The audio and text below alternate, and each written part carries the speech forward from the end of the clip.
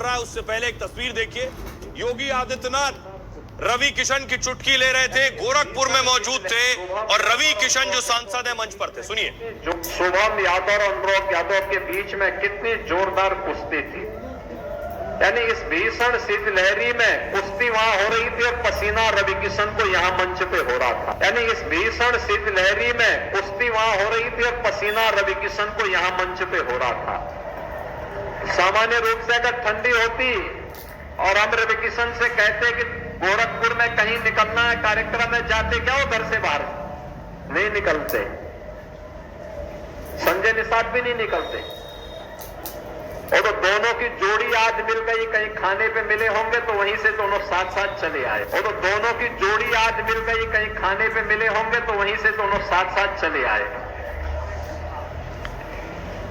लेकिन यहां आकर के उनकी ठंड भी आपकी खेल प्रतियोगिता को देख करके गायब हो गई। शुभम यादव और अनुराग यादव। तो योगी आदित्यनाथ रवि किशन की खिंचाई कर रहे थे, हल्के मूड में थे। दूसरी तरफ योगी की पुलिस ऑपरेशन लंगड़ा चला रही थी। देखिए जरा अलग अलग शहरों से तस्वीरें। मथुरा देखिए।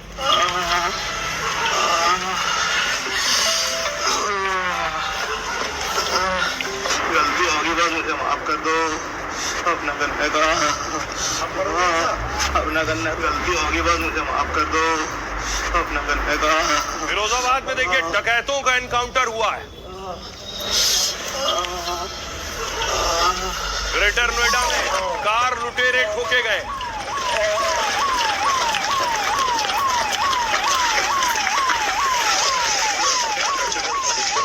मेरठ में और गाजियाबाद में हत्या के मामले में तलाश थी।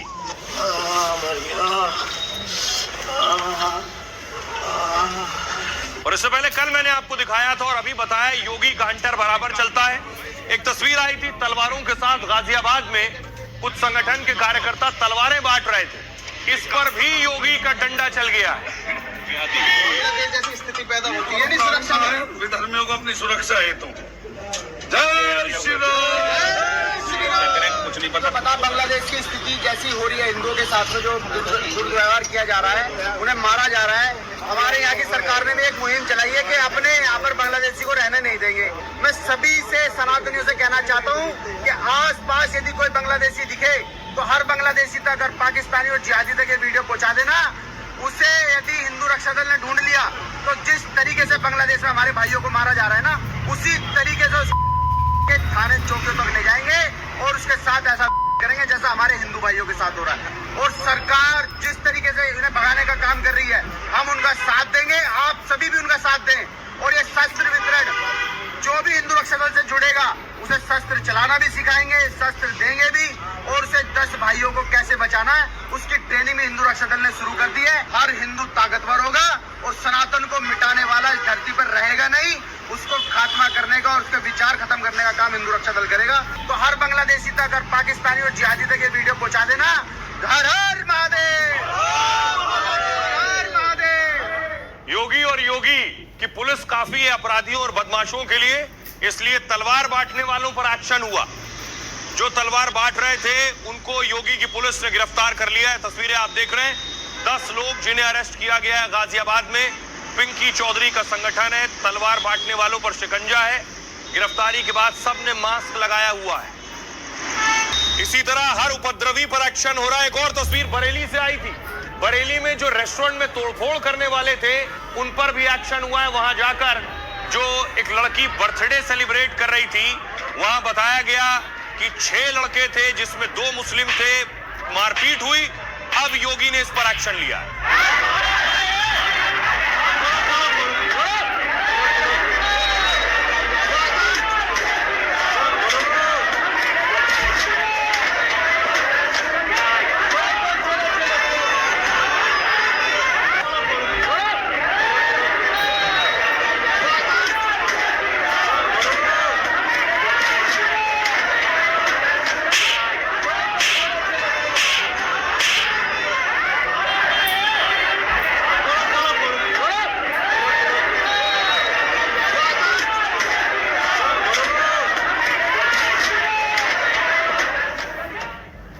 हरकत करने वालों पर भी एक्शन हुआ है।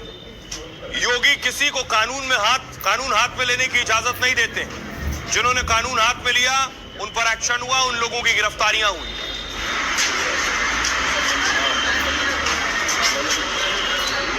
ये वो उपद्रवी हैं जो रेस्टोरेंट में जाकर तोड़फोड़ कर रहे थे, मारपीट कर रहे थे। बरेली पुलिस ने बवालियों पर शिकंजा कसा है।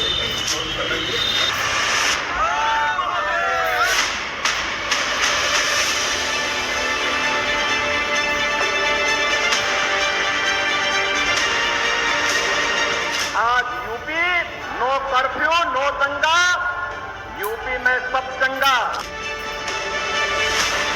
योगी का डंडा सब पर बराबर चलता है। उत्तर प्रदेश में न दंगा है न कर्फ्यू है, उत्तर प्रदेश में सब चंगा है। बिना भेदभाव के माहौल खराब करने वाले, कानून हाथ में लेने वाले, सूबे की शांति के दुश्मनों पर, सब पर योगी का हंटर चल रहा है। सुरक्षा सबको देंगे, लेकिन अगर किसी ने सुरक्षा के साथ खिलवाड़ करने का जो साहस किया, उसकी कई पीढ़ियों के सामने ऐसी कार्रवाई करेंगे कि उनके लिए नजीर बन जाएगा। का ट्रेलर देख ट्रैक योगी उत्तर प्रदेश में सब चंगा होने की बात ही नहीं करते, बल्कि चंगा रखने का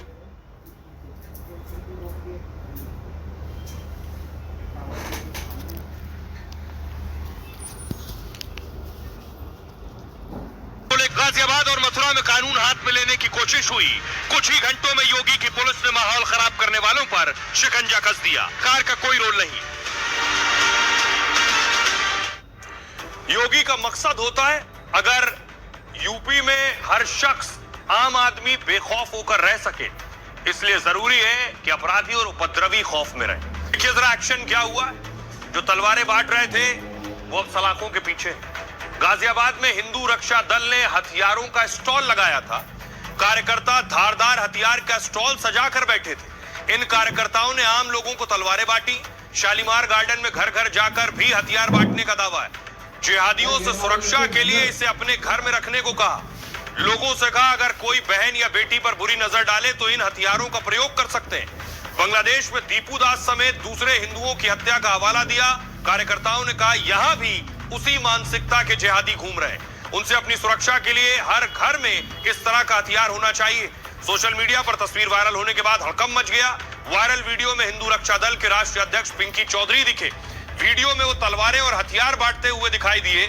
इसके बाद गाजियाबाद की 3 थानों की पुलिस हरकत में आई। पुलिस के मौके पर पहुंचने पर भगदड़ जैसी स्थिति बन गई। पुलिस ने 10 लोगों को गिरफ्तार किया। 16 नामजद है। 25 से 30 अज्ञात के खिलाफ एफआईआर दर्ज की गई। पुलिस बाकी आरोपियों की भी तलाश में जुटी। सोशल मीडिया के जरिए भड़काऊ गतिविधि पर नजर रखी जा रही है। हथियार उठाने के लिए उकसाने की बात साबित हुई तो और एक्शन होगा।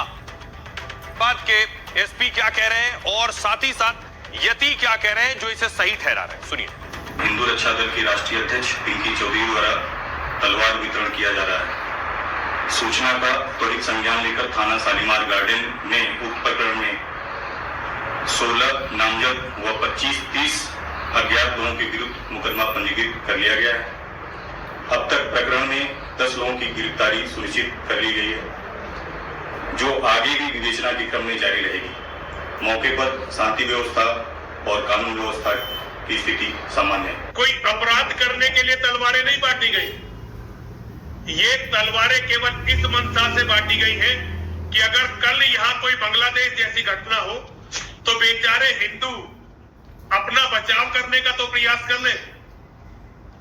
ये पिंकी चौधरी जी की और उनके जो मित्र, उनके साथी कार्यकर्ता हैं, उनकी मंशा ठीक है, इसमें कोई बुराई नहीं थी।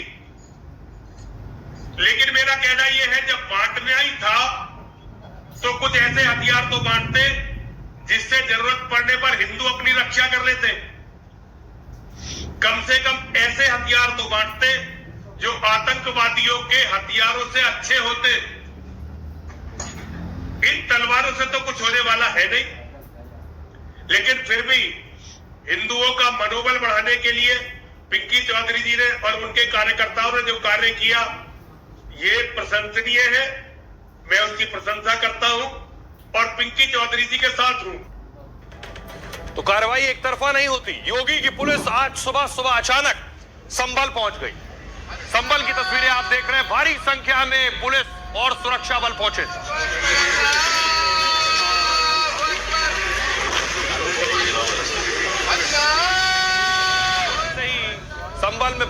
पहुंची, चारों तरफ हड़कंप मच गया कि आखिर संभल में इतनी पुलिस क्यों लगाई गई है, क्या वजह है। संभल में चप्पे चप्पे पर सुरक्षा व्यवस्था थी और वजह सामने आई। दरअसल संभल में एक टीम पहुंची थी जो नपाई कर रही थी, पैमाइश कर रही थी दुकानों की। अवैध हिस्सा जो है, क्या उस पर बुलडोजर चलने वाला है? अवैध कब्जे जो हैं उस पर फिर से पीला पंजा चलेगा।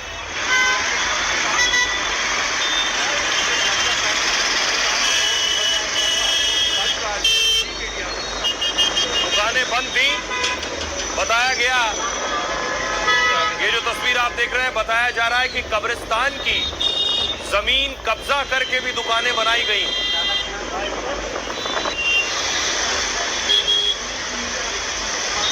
अगली तस्वीर आपको दिखाऊं, ये उसके बाद ड्रोन लगाया गया था क्योंकि संभल का इलाका बहुत संवेदनशील है। पिछली बार आपको याद होगा, वहां जब सर्वे हो रहा था तो दंगे हो गए थे।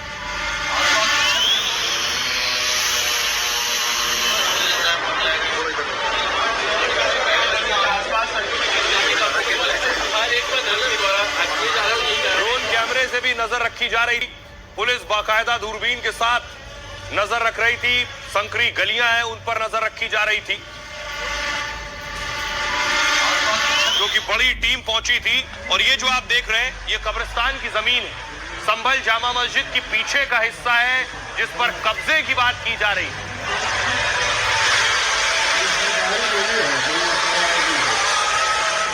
तो क्या अब संभल में बुलडोजर चलने वाला है? आज पैमाइश हो गई है, दुकानें मापी जा चुकी हैं। कड़ी सुरक्षा में संभल के कब्रिस्तान की नपाई हुई है। एसपी डीएम की मौजूदगी में दुकानों और घरों का सर्वे हुआ। इस मौके पर 500 से ज्यादा सुरक्षा बल के जवान तैनात थे। मौके पर 8 से 9 पुलिस स्टेशनों के एसएचओ भी थे। इंस्पेक्टर रैंक के 4 से 5 अधिकारियों की ड्यूटी लगाई गई थी। पीएसी, आरआरएफ, एलआईयू की टीमें भी तैनात रही हैं। इसके अलावा सिविल ड्रेस में भी पुलिस एक्टिव थी। ड्रोन कैमरों से पूरे इलाके की निगरानी की जा रही थी। सत्यव्रत पुलिस चौकी के कंट्रोल रूम से पैनी नजर रखी जा रही थी। 8 बीघा कब्रिस्तान की जमीन की पैमाइश हुई है। संभल में जामा मस्जिद के पास ही कब्रिस्तान बना। 20 से ज्यादा रेवेन्यू अधिकारियों की टीमें यहां पहुंची। अवैध तरीके से बताया गया 22 दुकान मकान बनाने का दावा है। कब्रिस्तान की 4780 स्क्वायर मीटर जमीन पर अतिक्रमण की शिकायत है। सर्वे के दौरान 1200 से 1500 स्क्वायर मीटर जमीन पर अवैध निर्माण मिला है और इस जमीन पर अवैध तरीके से घर और दुकानें बनाई गई थी। मैजिस्ट्रेट और पुलिस की मौजूदगी में नाप जोख का काम किया गया। कल्की सेना ने 12 दिसंबर को डीएम से इसकी शिकायत की थी। शिकायत के मुताबिक 1980 के दशक में जमीन खाली थी। पहले ये टीले के रूप में था, लेकिन 20-25 सालों में अवैध कब्जा बढ़ गया है और कब्रिस्तान की जो जमीन है, मकान दुकान खड़े कर दिए गए। 24 नवंबर को संभल में सर्वे के दौरान हिंसा भड़की थी। आरोप है कि इन्हीं मकान की छतों से पत्थरबाजी की गई। जमीन की पूरी रिपोर्ट के बाद अब आगे की कार्रवाई की जाएगी। सुनिए जरा संभल के एसपी क्या कह रहे हैं और डीएम क्या कह रहे हैं। पैमाइश पूर्ण कर ली गई है। पैमाइश के बाद में जो ये 22 प्रथम दृष्टा नक्शे के आधार पर इन लोगों के द्वारा इलीगल एनक्रोचमेंट है वो प्रतीत होता है, उनको नोटिस भी दिए जाएंगे। उसके अलावा यहाँ पे आईपीएस अधिकारी आलोक भाटी हैं, उनके नेतृत्व में एक टीम गठित की गई है जिनके द्वारा ये जितने भी मकान का कब्जे जो किए गए हैं उनके कागजात हैं उनको भी खंगाले जाएंगे। 7 दिन में ये जांच पूरी करने के निर्देश दिए गए हैं। मैं उम्मीद करता हूँ इसके बाद में आगे की विधिक कार्रवाई उसको सुनिश्चित किया जाएगा। अगर उनके पास फौज डॉक्यूमेंट मिलते हैं तो उनके खिलाफ विधिक कार्रवाई सुनिश्चित की जाएगी, अन्यथा जो धारा 67 के तहत है वो जिला प्रशासन के द्वारा कार्रवाई की जाएगी। राजस्व ग्राम कोट पड़ता है और उसमें 32/2 गाटा संख्या है, जिसमें लगभग 8 बीघा भूमि है। उसमें से 2.5 बीघा भूमि के ऊपर नीचे दुकान और ऊपर मकान बनाकर कब्जा किया गया है। इसी के संबंध में शिकायत आई थी कि कब्रिस्तान की भूमि का उपयोग कब्रिस्तान के लिए न होकर के वो अन्य व्यावसायिक और व्यक्तिगत प्रयोग के लिए हो रहा है। इसी क्रम में आज पैमाइश हुई और पूरी सुरक्षा के साथ सभी मजिस्ट्रेट की भी वहाँ तैनाती रही और पैमाइश पूर्ण हो चुकी है और रिपोर्ट तहसीलदार न्यायालय में जाएगी। वहाँ सब लोग अपना पक्ष प्रस्तुत कर सकते हैं, दस्तावेज दे सकते हैं, उसके बाद नियमानुसार कार्रवाई की जाएगी। तो योगी की जिम्मेदारी है कि अपराध ना हो, कानून व्यवस्था चुस्त दुरुस्त रहे, लेकिन साथ ही साथ कानून व्यवस्था चुस्त दुरुस्त रखने की जिम्मेदारी जिन पर है उन पर भी नजर रखी जाती है। यूपी में पिछले दिनों रिश्वतखोरों पर लगाम लगी है। एक एक कर अलग अलग विभागों ने रिश्वतखोरों पर कार्रवाई की है, उन्हें उठा कर ले गए। मोबाइल लीजिए।